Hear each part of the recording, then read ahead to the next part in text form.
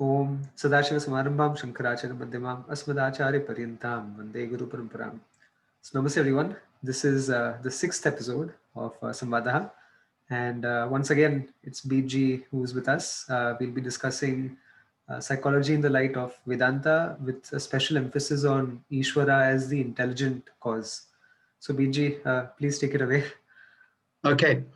Now we're gonna what we're going to look at today is that when we look at human life, fundamentally, a completely continual recurring theme is we find ourselves being in resistance, a sense of opposition or fighting against either ourselves, other people, or what's happening in the world. For example, what's happening politically in America. Mm-hmm. There's a lot of, but what happens is, forgetting about what's actually happening, what happens is the resistance to what is happening or to what is centered on me.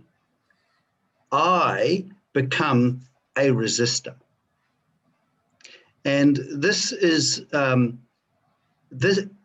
you could actually say that in terms of all forms of human suffering, this is the common denominator. You see, if I was enjoying depression, if I was in a state of depression and I'm saying, wow, it's okay. If there was no resistance, there would be no problem, but it's not. When I feel depressed, I go see someone, I go, I can't stand being what I can't stand with being what I'm like. So this resistance, which is an opposition like this, and when we are being resisting, what chance do you think there is of harmony or of being harmonious or peaceful within myself? Very little. Now, so, and when we examine our life in the light of that, we can say that basically human psychology, the what Swami Dayananda called the personality, the built-in reactions, that he said that the basis of reaction, and what he meant by reaction was not just, he wasn't meaning having a psychological reaction, he meant by dramatizing, being reactive, always involves resistance, because he says that he had this beautiful principle. It's just such a beautiful, when I first heard it, I thought, it can't be that simple, can't be that simple. It's just, the basis of reaction is non-acceptance of a fact. The basis of reaction. And this reactiveness is me being resisting. Now, for example, when you get upset with someone, have you noticed that you are in a state of resisting, and that resisting is centered on you? Yes. I'm the one resisting the object. Now, this is where what he talks about is like the Copernican revolution when it comes to psychology. Everybody believes that the problem exists with the object that I'm resisting. Okay, so everyone says is that my problem is the depression I'm having, that's the object, and me resisting the depression. But I think that if I can get rid of the object, then I'll be happy.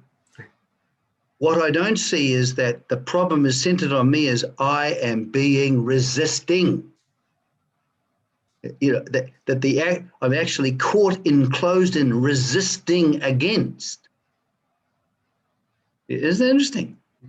So everybody believes that if I can control the object, okay, then if by controlling the object, I can then get rid of the resistance.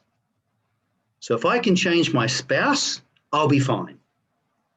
If I can change the world, I will be fine.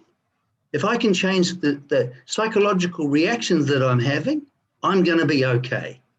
So I spend my entire life, and by the way, this was the story of my life until I met Swami Dayananda, by the way. But I genuinely and sincerely believed that my problems was the object that I was facing. I didn't see the fact of being resisting, being a resistor, not having resistance, but being a resistor. Are we clear on that? Yes. Okay. And so we know Vedanta 101 is that we have this fundamental problem, is that we believe that we have a life and being that is separate from God, that's set apart from God. Mm-hmm. And then the Vedantic vision that Vedanta outlines is there is only God. So, you know, there's in juxtaposition, we have these two things. Now, Vedanta is a journey going from this isolated, unhappy, where I take my life and being to be my thoughts, my feelings, my sensations, and my actions. It's a movement into the vision, there is only God. Mm-hmm. But it's not a movement in time, you know, from here to there. Okay? Everyone thinks, because in functional living, we think I'm here, and what I'm doing is I'm going to do certain things like this, work hard, and I'm going to arrive at a point. Now, that's very important in functional life, isn't it? Mm-hmm. But Vedanta is a journey by the means of knowledge. Mm-hmm. In other words, we're talking about a way of seeing, obtaining in me. But what Swami Dayananda means by knowledge, it's not knowing about. Like if I am being peaceful, what happens to the resistor, myself as a resistor? It fades away. And not only that, Swami Dayananda said a very interesting thing, which we don't have anything in the West like this. He says, Vedanta is you. In other words, Vedanta is what you are being.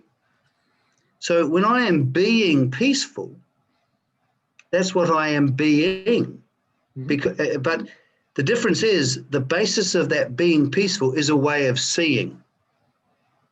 So when I am being the way of seeing, this is what he means by Vedanta is you. It's not away from me. So this transformation through knowledge, movement from being an isolated, cut off, angry, empty, lonely human being, mm-hmm. and my sense of identity as a separate entity. This movement from that way of seeing myself, which results in a way of being, by the way, a movement from that into this vision that there is only God. What happens then, of course, is that I am freed from ignorance. But it's a journey. Now he says a very interesting thing. It's a journey without distance. Right. It's a journey without distance. So it doesn't involve time. So it's always right here, right now, as I am. I can be under the sway of the vision of the teaching, and I can be living that vision, or I'm not. Okay. Now, so just so we're tracking. So when we come, and what's great about Swami Dayananda, he didn't see this as a kind of an inward process. You know, like Westerners when they think about spirituality, they kind of think there's this inward thing going to happen, and I'm going to arrive or something. You know, like experience it's really quite weird. Sorry? Experience I'm going to experience something away from myself. And not only that, it's kind of like I'm going to have something in myself. But for Swami Dayananda, he says you have to take into account everything.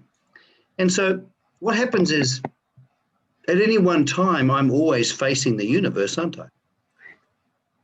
Okay, I'm the functioning of the universe. So what happens is, so what he unfolds he doesn't unfold a cosmology for the sake of cosmology. Cosmology is the study of the cosmos. What he does is he unfolds a vision of the universe that frees us from friction. So a vision that when we're abiding in it, so if I'm abiding in his vision, right here, right now as I am, I cease to be a resistor. This is the whole point. So he wasn't into teaching another cosmology. So, and it's very important, particularly Western people. Otherwise we'll just take, we'll take what he says as a philosophy or as a religion. But that's not his interest. His interest was always, what does it mean to be free while living? So while living this life, what does it mean to be free? So what we're going to look at is a vision that encompasses every single aspect of your life. It's the most extraordinary thing. And what we're going to find is that in his vision, the whole point is that when I'm looking, I'm always looking at something, right? And always something in front of me. I'm always facing the world that's in front of me. And in Latin, the word presence, do you know what that means in Latin, the word presence? Pres means in front of, esse means existing. What's existing in front of me? So the presence of the universe is always in front of me in a particular form. Okay? Now, so it's very important that if you could think of what's one of the most important, what am I looking at? What am I looking at? Now we get caught up in various things, but his vision unfolds what we are always looking at any one moment. And what he would see it as is this: at any one moment, what I'm looking at is I'm looking at a functioning universe, which is functioning perfectly in keeping with the intelligent arrangement it is. Always. So what I'm looking at, it doesn't matter what's happening. This is inviolate. You're always looking at this functioning universe, which is functioning in perfect conformity with the intelligent arrangement it is. This is never, and we're going to go into what this means, but this is truly extraordinary because he's not saying that what's happening is perfect. He's saying it's perfectly in keeping with the order, with the intelligent arrangement. So given that I am cut off from the light that is God, I must be by necessity enclosed in darkness. It's not God punishing me, it's just the way it works. It's just the law. It's what Aristotle called necessary, something that cannot not be. If I am caught up and enclosed in a wrong notion of what I am, I cannot help but suffer. I'm not being punished. This is just simply the result of laws, because the Hindus don't have this punishing God business. We suffer from that melody. Okay, now, so what we're going to look at is what we mean by an intelligent arrangement. All right, so, and this is in our Western tradition, we had the early Greeks and the Stoics were very interested in order. You see what I mean? Where they called that was their word. They were interested in this order, and Heraclitus called it the logos. Right? They were very interested in this, and they were very interested in that they saw this intelligent order in the universe, and they saw this intelligent order within themselves. And some of the Stoics were seeking to be in harmony with this intelligent principle as it existed in them. Right. And I never really understood the Stoics until I come across Dionanda, actually, but because he solves it quite well. So let's start from the beginning. Mm-hmm. Let's imagine that you on a table in front of you, you've got a whole heap of matches. Okay. They're just a heap, just a random, unordered heap. Mm-hmm. Now, what happens is, what I'm going to do is I'm going to now line them all up in a row. You see, I'm lining it all up a row. Now, suddenly, out of a heap, what I now have is an intelligent arrangement, don't I? Yes. And I can't see the intelligent arrangement with my senses. It's something I can appreciate with my intellect, isn't it? Mm.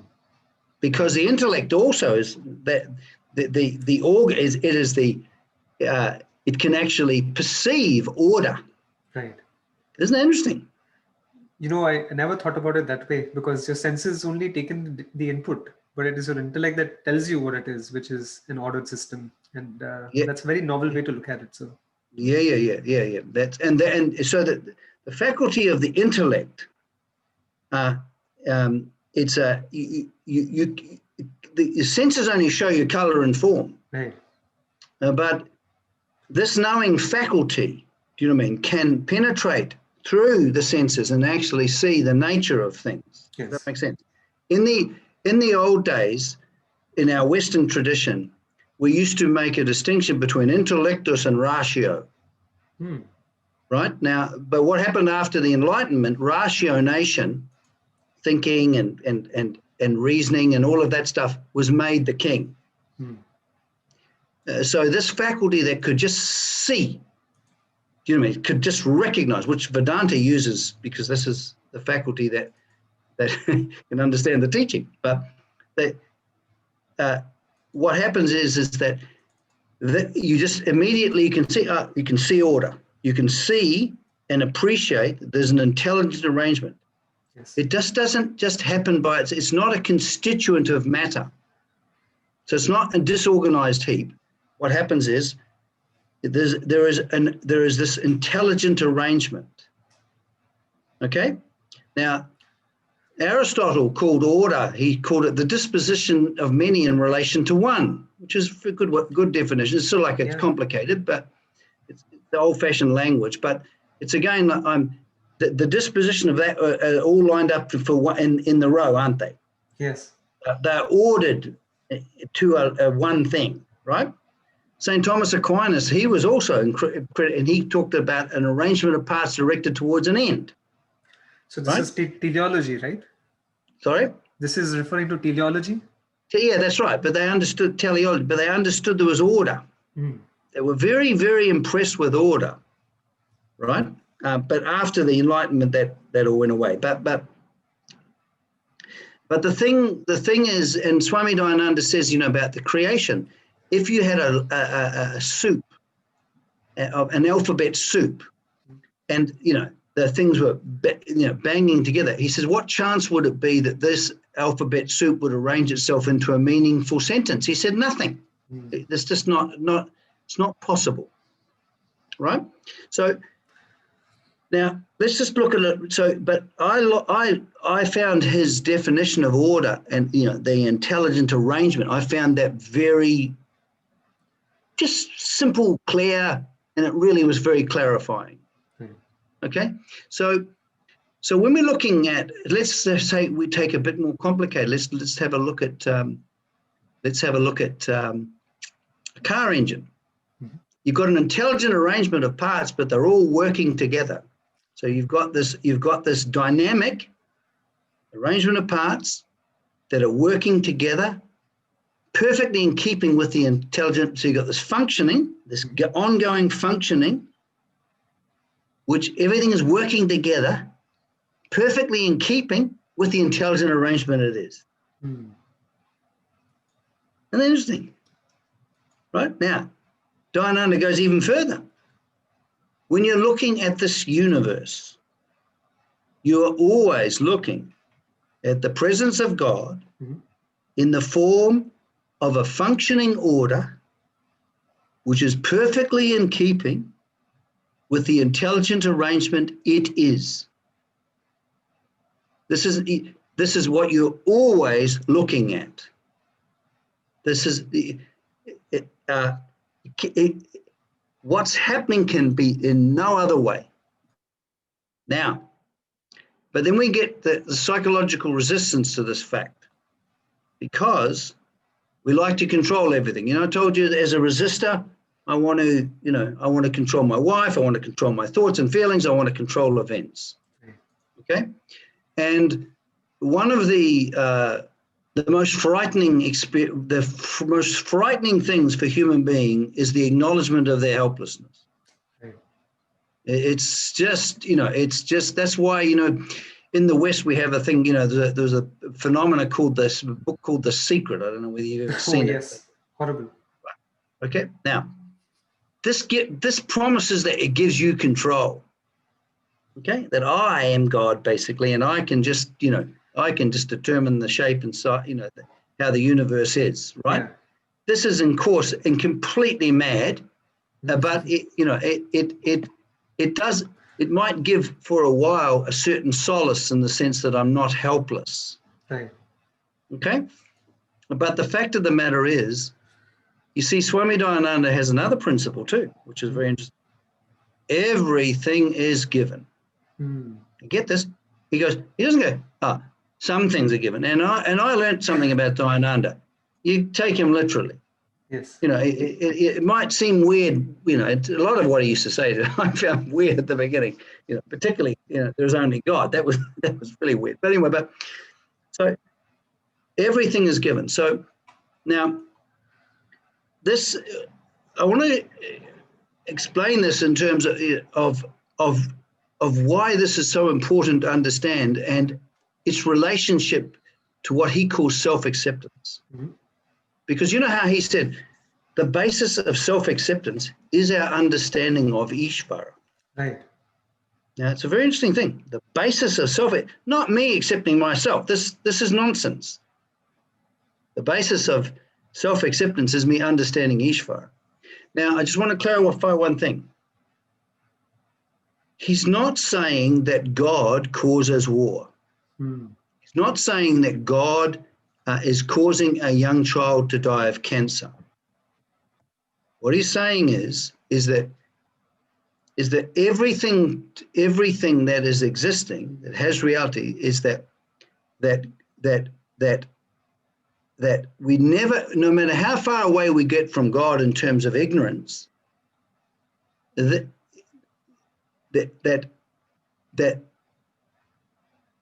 the order is God, but God isn't the order.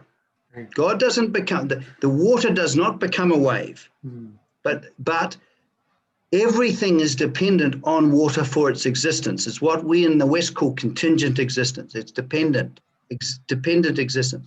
For anything to have any reality, so any form that we see in terms of the waves, rough waves, smooth waves, ugly waves, doesn't matter.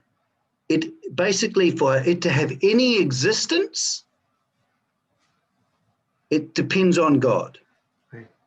And so that, to that degree, it is a manifestation of God. It's not God causing horrible things. However, the presence of God is away from nothing we're looking at, which is actually a very, very important consoling insight. Does that make sense? Yes. But it's not, but because of the presence of God, no matter how far away we are, and in the world of samsara, we're a long way away, everything unfolds according to the intelligent arrangement that this universe is. Yes. And we can take this to the bank. God does not play dice, right? But it's not like the Western Judaic Christian thing that God creates a universe and then it's separate from God and it exists somehow by itself. It's not like that. Okay, so what happens is, what's important is that what I'm looking at any one time is the presence of God in the form of a functioning universe, which is perfectly in keeping with the intelligent arrangement it is. You can abide in this vision facing every experience that you're looking at. Okay, it's total. It's not like it's a vision I'll have for that and that and that. All right. Now,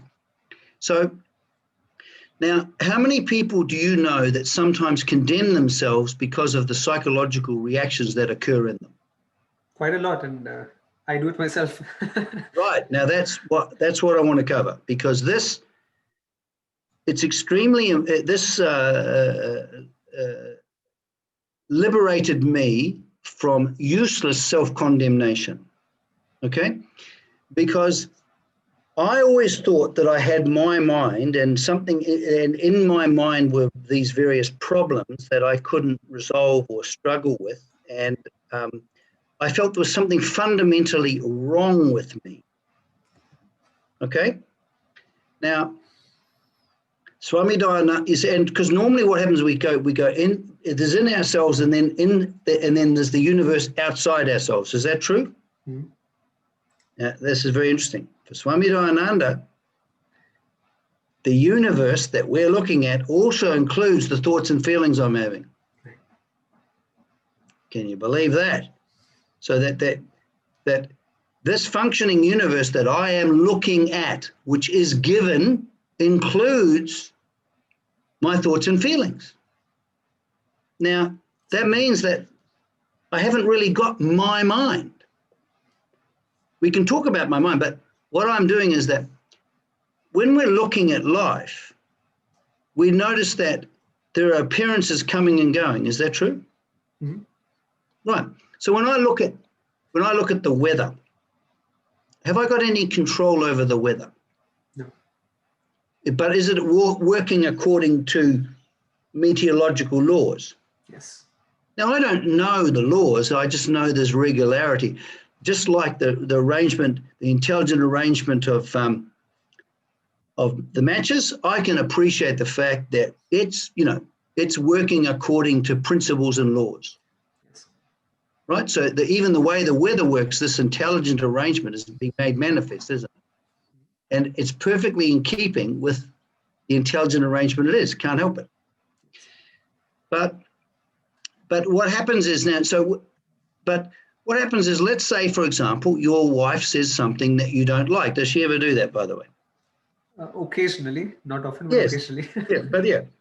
So when people say and do things that we don't like, what happens is, what is completely and utterly lawful is there is always, mainly, a reaction of liking or disliking, and we're not going into this crazy thing of, I shouldn't be liking and disliking, I'm going to get rid of it through becoming blissful and spiritual.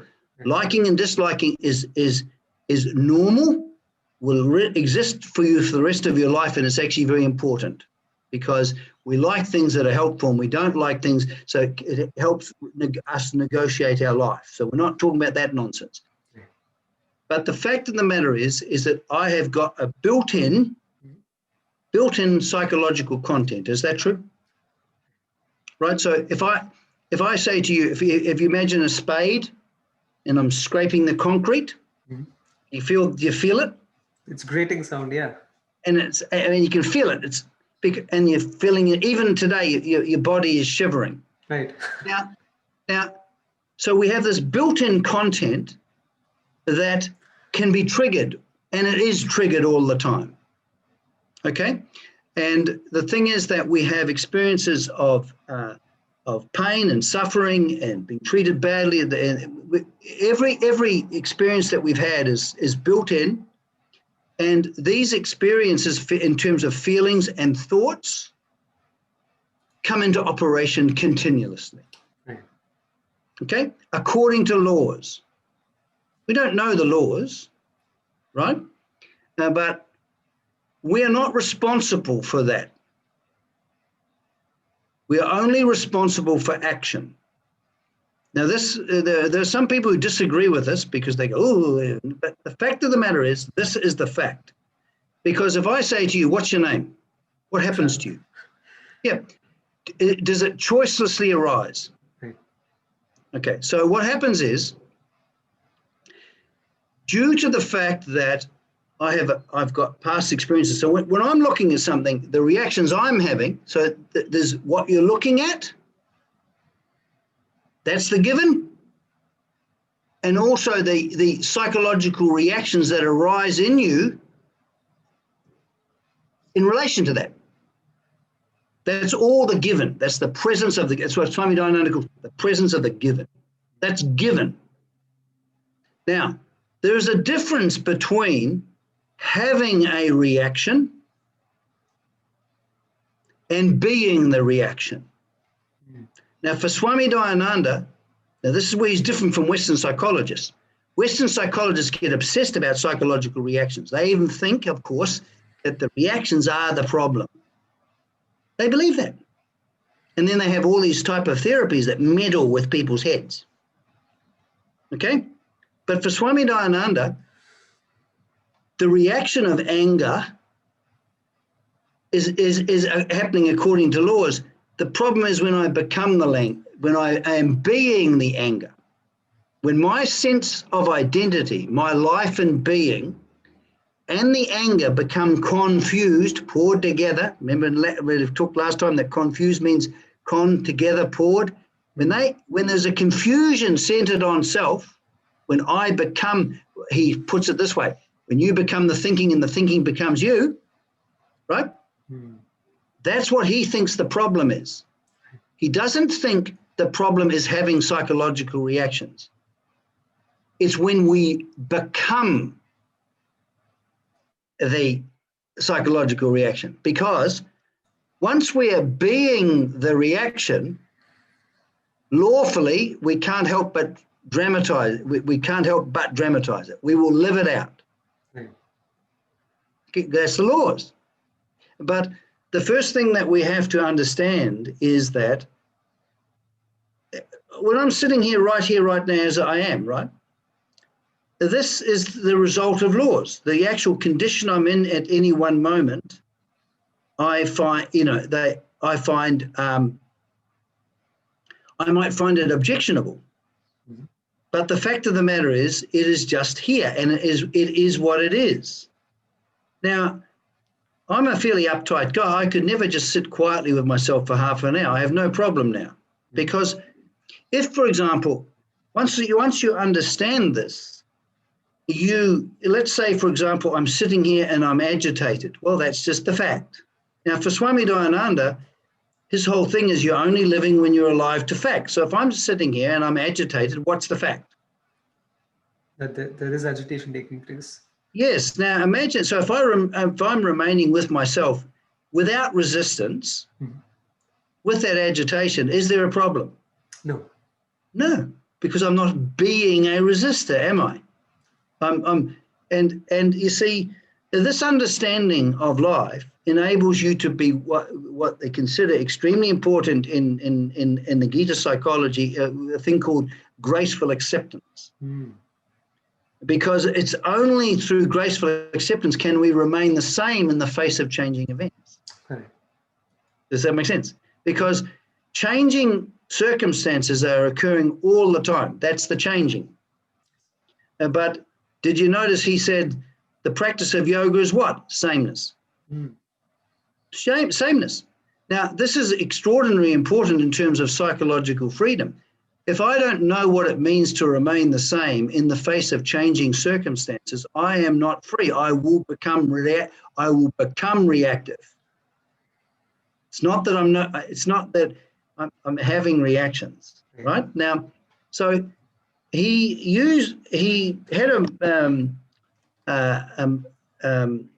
gave a book called Morning Meditations, where he took the prayer of St. Francis de Sales, which was, Lord, grant me the serenity to accept the things that I cannot change, and the strength and will to change the things I can change, and the wisdom to know the difference. He loved that prayer from our Western tradition. Now, he was an extraordinary man, that saint that said that prayer, but and psychologically very smart. But the thing is that it's extremely important to see what is in our control and what is not. Does that make sense, Prashant? Yes.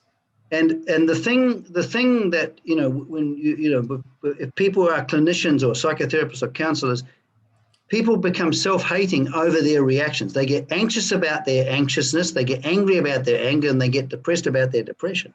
Right? Now, and that causes another problem. But for Swami Dayananda, the whole point, you see, is that when I am being accepting, I am released from resistance. Mm-hmm.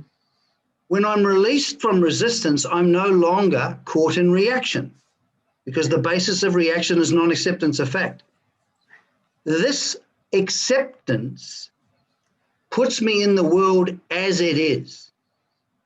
So that's the first part of Karma Yoga, is the graceful acceptance is the basis of responsiveness. Yes.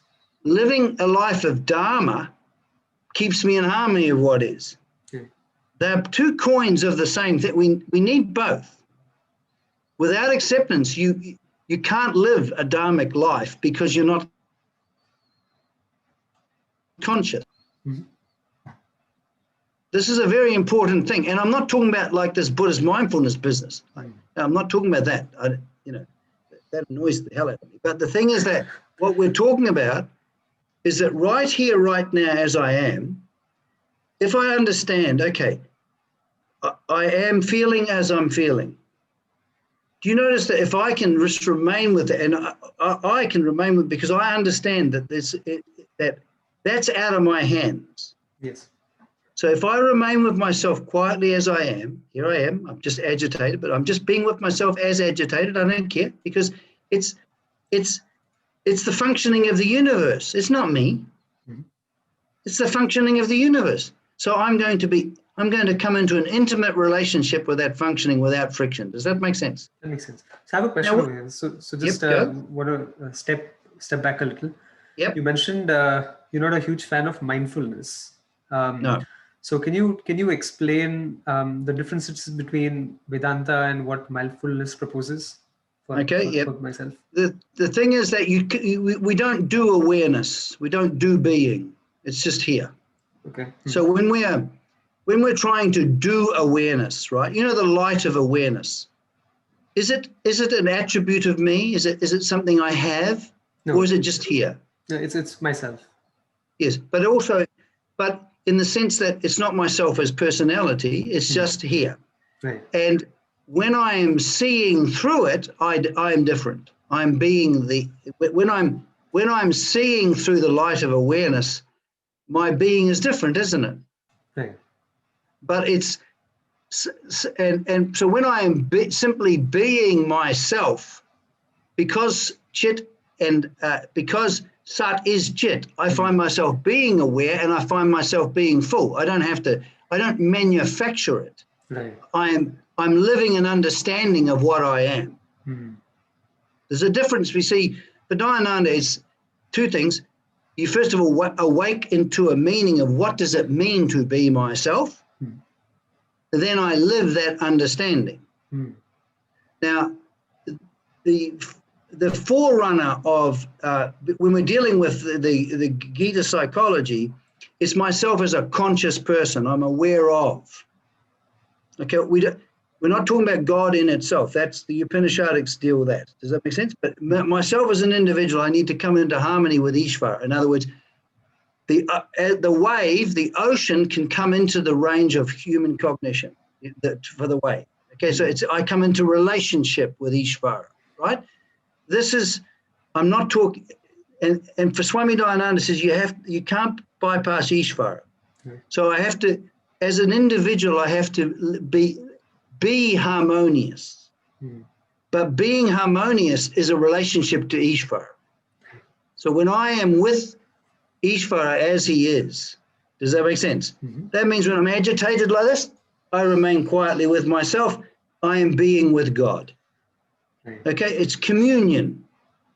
It's not knowing God in itself. Swami Dayananda makes a very interesting distinction between me being aware of and being awareness in itself. Right. Now, I leave that up to the Vedanta teachers to deal with that. I don't. Makes sense. Makes sense. We're not talking about that. We're talking about the preliminary necessity of learning to live this freedom, psychological freedom, which is the absolute freedom in relative form. Right. So you know how they say that if awareness is abidingly present, it's unchanging and everything is changing. Well, Right. if I don't understand what it means to remain the same in the face of changing circumstances, I won't even know what that means. Mhm. Like Swami Dayananda said a very interesting thing. If you cannot accommodate people totally, you will never understand Vedanta. Now, he didn't say some people. He meant you can't just simply go, well, I'll accept my friends. No. If you do not learn how to remain the same, how to remain accepting in the face of changing circumstances, pleasant, unpleasant, because in this acceptance, it embraces the pleasant and unpleasant. You are not going to understand Vedanta because you're not psychologically free. It's only this sameness. But in order this understanding, this graceful acceptance is born out of our understanding of God. Very interesting point, because he said a very interesting thing. He says it's when he take us through this meditations, right? And he said a very interesting thing. When you are accepting what is, you find yourself being acceptable. Isn't that interesting? Yeah. It's not like I'm going to accept myself. You've seen this one, I'm going to accept myself. I'm my own person. You know, this modern psychological pop psychology nonsense, right? Yes. So at any one moment, here I am, I'm sitting here with myself, I'm agitated, and I go, and I shift into the vision. What's happening is, because I am accepting what is, I suddenly find myself being acceptable, because I'm lifted out of being a resistor. Right. Now, many times when he'd take people through meditations, I was very interested in his process. Does that make sense? The form that the meditation would take, but the structure was always the same. First of all, you'd relax the body, you then go into acceptance, then you go into consciousness. There's always that. Yes. Always. Didn't matter what you do. So it was a journey without distance. You say, okay, we're sitting there. Yeah. So you weren't trying to get away from yourself. You were not trying to arrive at some future of equal moksha or any of that nonsense, right? Because it's a journey without distance. So you'd start, okay, you come with yourself and you start to relax and stuff like that. So, whatever. And then you'd start to go, okay, that, your parents, they can't help but be what they are, and you can't be able. So he'd just bring you into this thing that, everything is just perfectly in keep. And I remember once he said something, I was sitting in another chair, I remember it. And he said this, and it's when it arrived at me, he said, everything is perfectly in place. And I don't know what happened. I just suddenly, from that point on, I don't know, I understood the fact that given what is, nothing can be any different. So I'm not responsible for that, but I am responsible. See, what's also given is I have choice over action. Right. Alone. But we don't like that because in one sense, it means abdication of trying to control. Do you see what I mean? So, for example, psychologically, we all have a little bit of because of our self-dissatisfaction, we have an idealized vision of ourselves, right? I'm being a nice and sweet person, right? Now, if I suddenly feel extremely hostile and vicious or whatever, instead of just simply remaining the same in Ishvara's lap in the face of that upset, do you mean that intense hostility?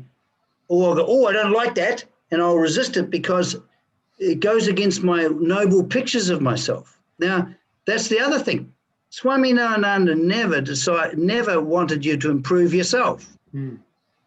He only wanted you to improve your conduct. Right, true.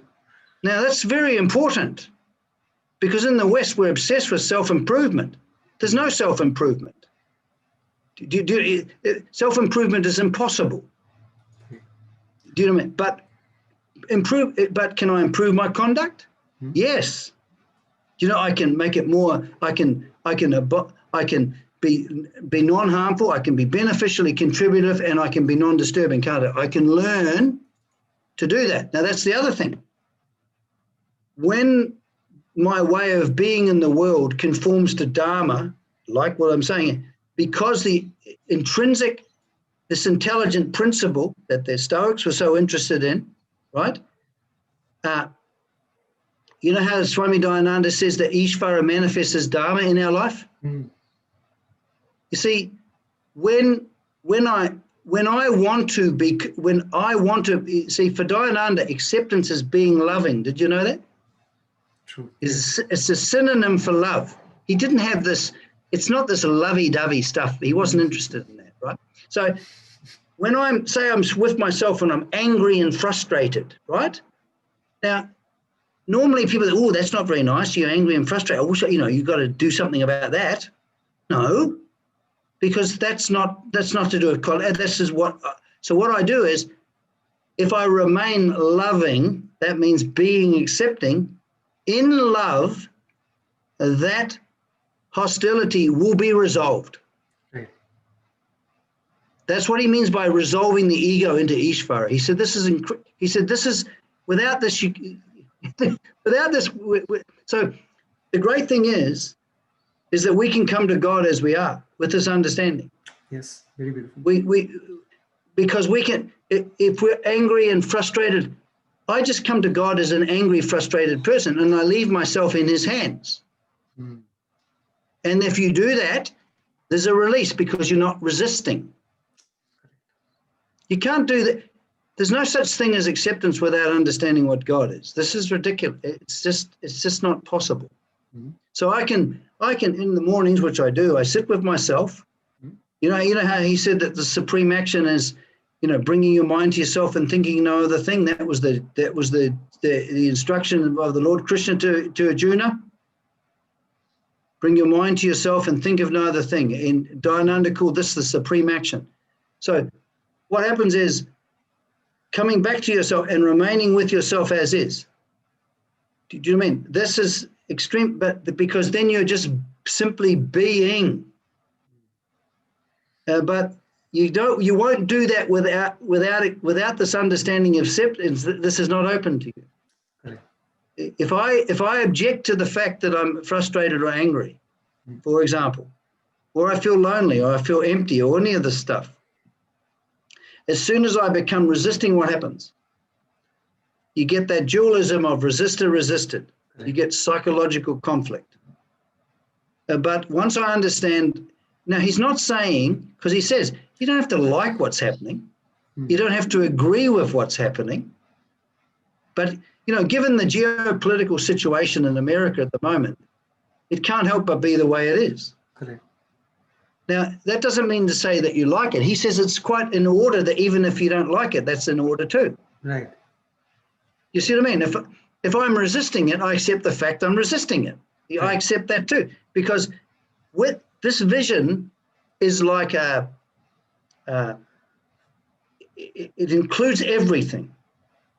So I don't have to worry about myself. Now, I do have to worry about or be concerned about conduct. Yes. Because when I am being loving, have you noticed that when you're being accepting, to the degree you fall away from that, you become hateful? Have you noticed? Yes. That's just a fact. Right. And so I know when I look at the world politicians, I know that their problem is my problem. Right. I mean, in terms of, our egos, we love to think that we're different from other people, and we can virtue signal, oh, how dare they be like this, But the fact of the matter is, what I'm looking at, I know that like me, when I fall away from love, that being accepting, to that degree I become hostile. And Dayananda says that the dynamic form of the basic person is love. So we actually have a Dharma is a striving inside that to be in harmony. I also know, he says that the dynamic form of the basic person is love and care. Have you noticed that when you cease to be caring, you become ruthless to that degree? True, yes. Now, when you look at the terrible things that happen in our world, it always boils down to hatred and ruthlessness in the human heart.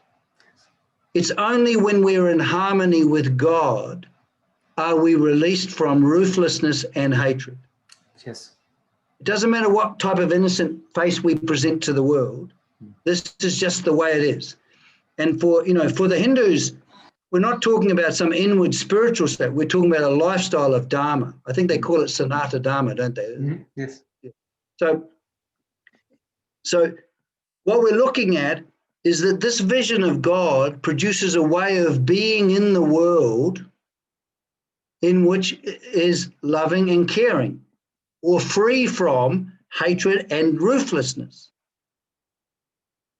It's very, very important, this. But again, so what the release is this.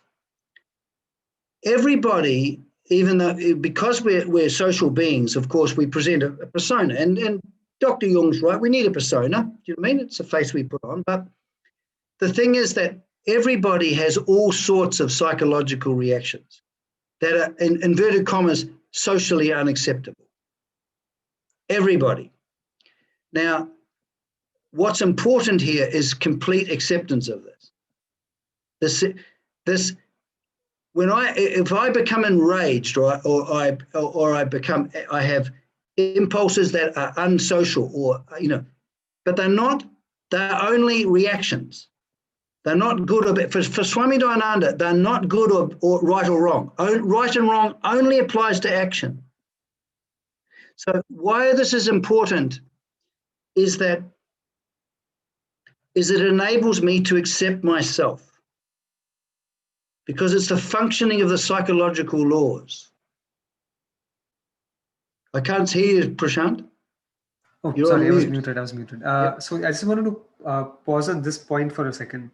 Yep. So let's say I accept my reactions for what they are. It's Yep. part of the order. I don't have control over the reactions. I have control over my deliberate actions. Yep. You've got control of action. You've got choice over action. Yep. But if a person does not reflect upon their reactions, how do you cease to have them, continue on? Well, this is the laws also. If I'm not alive to my reactions, I will become them. So you know how Swami Dayananda says that the purpose of life is to live, but you're not living unless you're alive to facts. Mm-hmm. When I'm alive to facts, I'm actually rooted in the light of awareness, aren't I? Right. When I'm not alive to facts, I will mindlessly dramatize. That's a rule. Right. So we're not.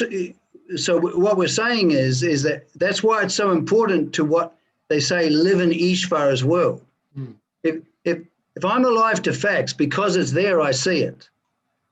If I'm not alive to facts because I see it, it's there. Then I'm caught up in subjectivity.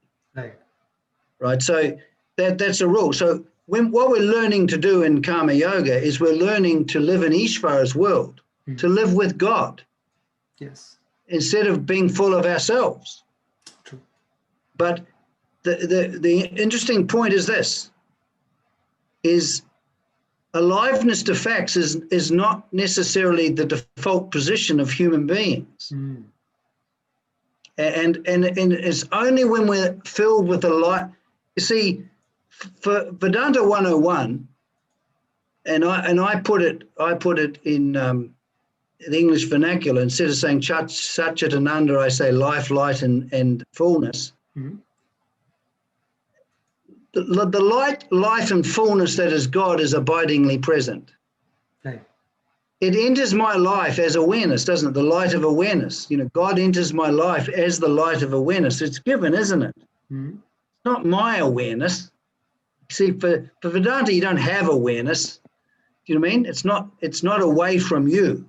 Mm-hmm. So when we come into contact with God, we literally become the awareness from our side of the fence. Right. Do you know what I mean? So, but it's not our usual position. Do you know what I mean? Normally, human beings are not aware. They're enclosed in subjectivity. That's so we're learning to live in Ishvara's world, and this is the whole. This is what he defined. This he called the yoga of objectivity. Mm. You're full of objects. You see what I mean? So you're full of the presence of reality as it is given, the living presence of the given. Mm. Do you see what I mean? So it's a very important thing to understand this, because this is the law. When I am being objective, I'm freed from resistance. Yes. When I'm being subjective, I'm in resistance. Do you see what I mean? So this understanding that this enables me that, okay, I'm helpless in terms of what's happening. Mm-hmm. I'm not helpless in terms of my response to what's happening. But even then, he says, often what we do, our best efforts will not work. Now, this is also where this is a fact to be accepted. This is just simply the way the world works. So he was extremely realistic, Swami Dayananda. When I was talking to him once, and he says, we are reality people. Yes. He wasn't into denial. He wasn't into spiritual la-la land. Do you know what I mean? Mm. So to sort of sum up, let's say no matter what so my life happens one moment at a time, right? Right.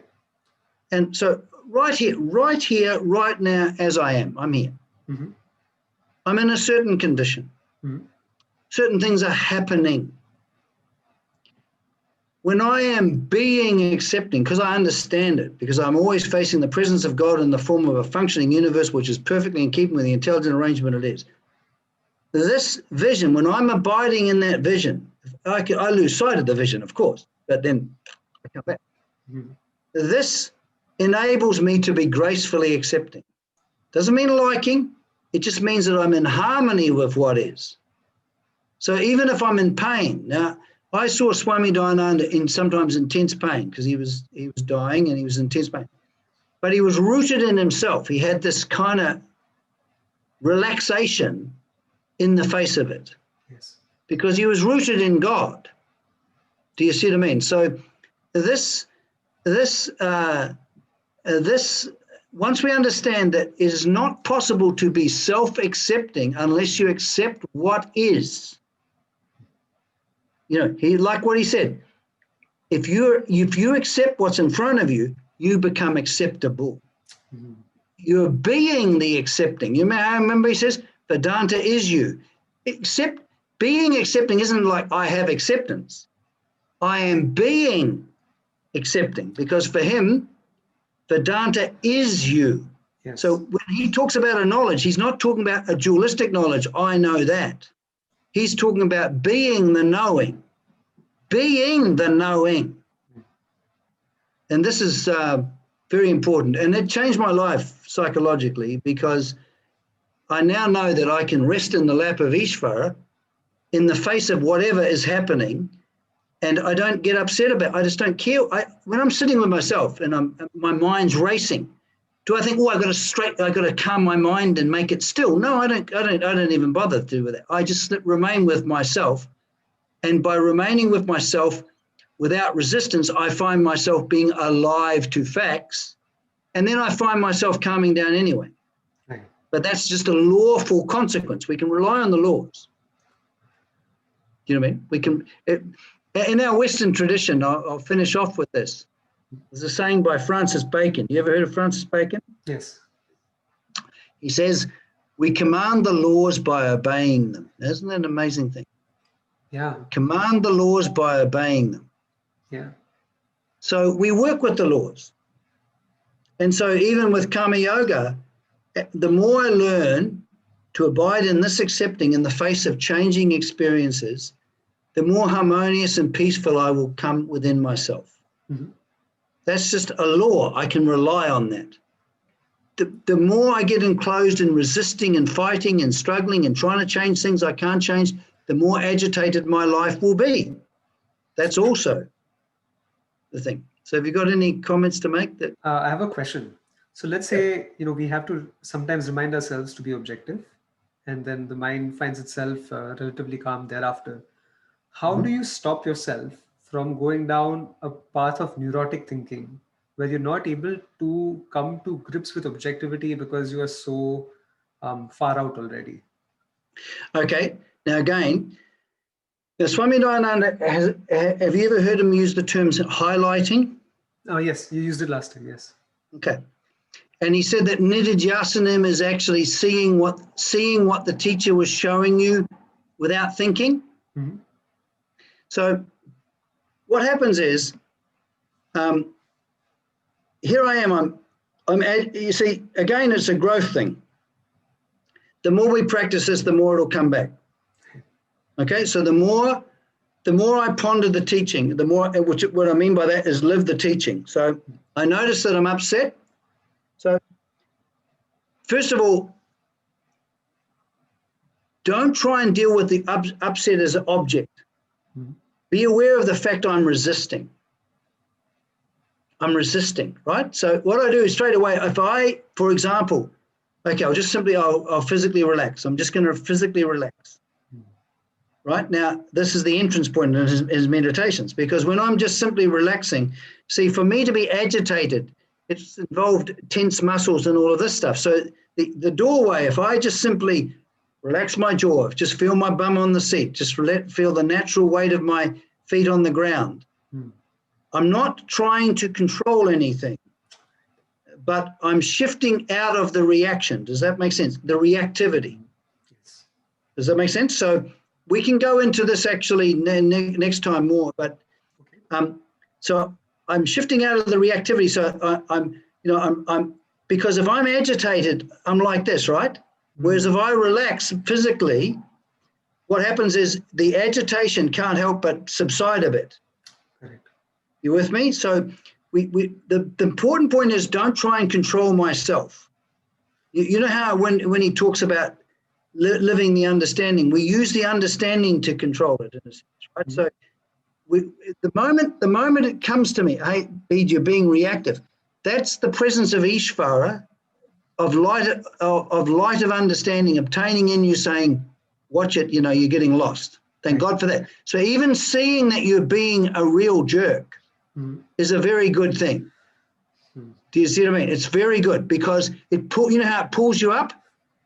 And then what you can do is that you then can turn to God and you just place yourself in his lap and you remain with yourself as you are. You might relax the muscles, whatever.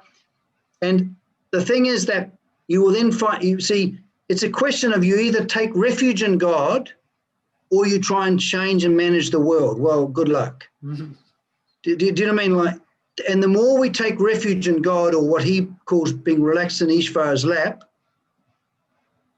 the more we'll find that we'll go down. So, but the important thing is that if you just try this for this next week, yeah, have a look at every time, use it as a red flag. You know that feeling of pushing against? It's this understanding that the problem is centered on me. I'm being a resistor. Now, if I understand that if I suddenly cease to be a resistor, what I found remarkable is this. I might be in an altercation with someone and I think they're a real SOB, right? And then, but the moment I see it, I go, and then I stop, I then kind of relax and I just remain with myself. Suddenly, I cease to be a resistor, but guess what happens to the SOB? They disappear that too as well. Yeah. I'm no longer seeing people as enemies and friends. Does that make sense? That's Right. subjective. So it's this understanding, because Swami Dayananda, emotional maturity, the beginning of it is understanding that it's located with me. That's the beginning point. So that, because while I still blame, I'm going to be helpless, because if I blame, I can't help but try to change you. Does that make sense? That's true.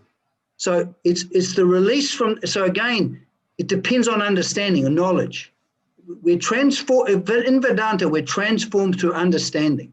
Do you see what I mean? So this understanding that me as a resistor is the problem is kind of like the beginning point, but also understanding that the presence of God is away from nothing.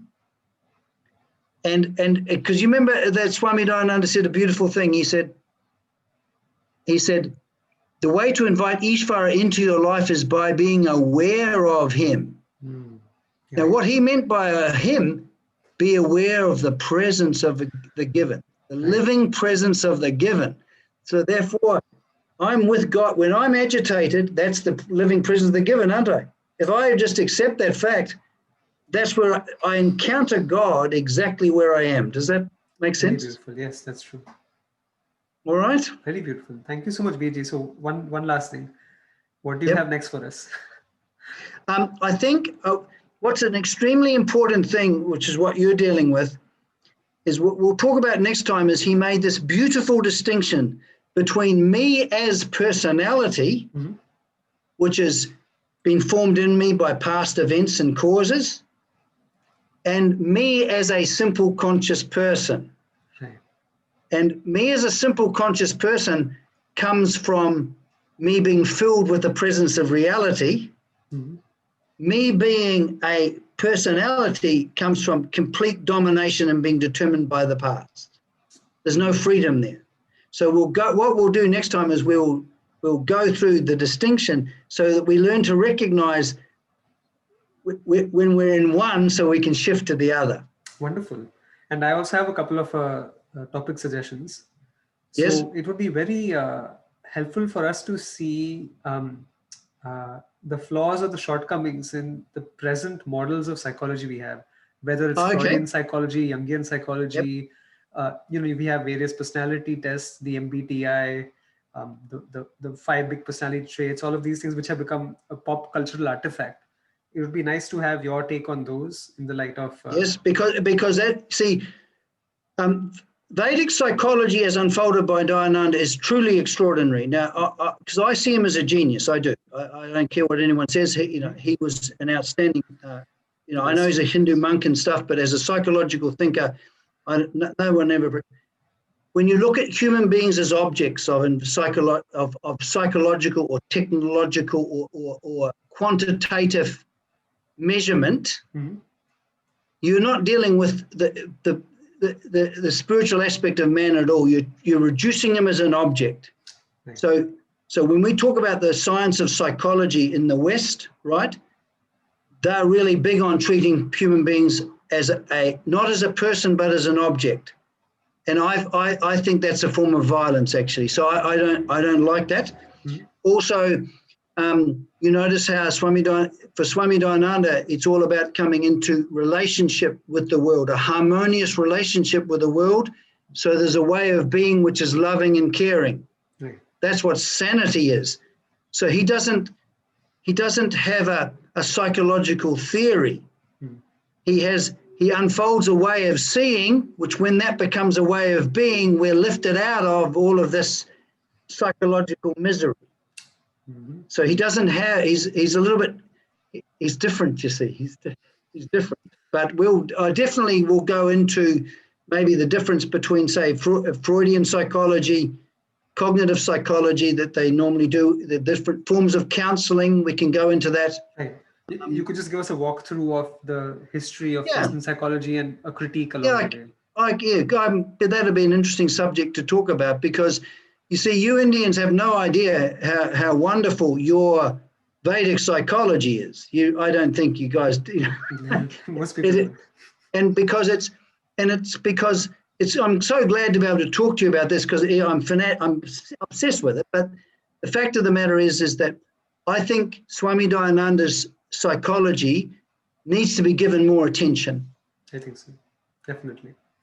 So, thank you so much for actually doing that for us, because I think to have somebody who's outside of the tradition being one of the biggest proponents of the tradition is most gratifying, and definitely feels good to be able to connect with somebody who understands our common shared teacher so well.